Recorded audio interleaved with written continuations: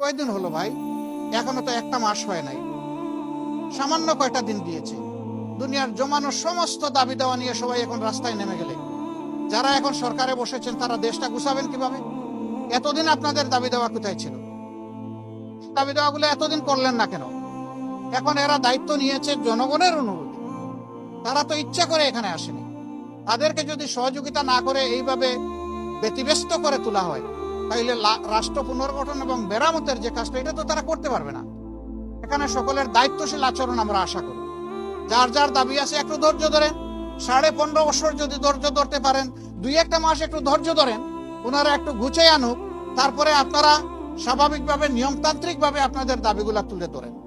কিন্তু সেইটা করতে গিয়ে আপনারা সচিবালয়ে ঢুকে পড়বেন, আপনারা বিশৃঙ্খল অবস্থা সৃষ্টি করবেন, এটা তো দেশের জনগণ মেনে নেবে না।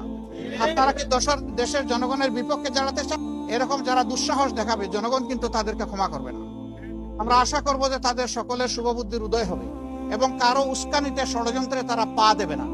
তারা নিজের বিবেক অনুযায়ী চলবে, দেশকে ভালোবাসবে, তারাও এই দেশের পুনর্গঠনে নিজেরা দায়িত্বশীল ভূমিকা পালন করবে। আমরা সকলের কাছে সেই দায়িত্বশীল আচরণ আশা করি।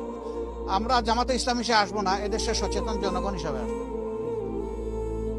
এবং ছাত্রদেরকে বাদ দিয়েও আসবো না। আমরা তাদের সহযোদ্ধা হিসাবে আসবো। তবে আমরা দোয়া করি এইগুলার জন্য প্রয়োজন না হয়, সবার জন্য শুভ বুদ্ধির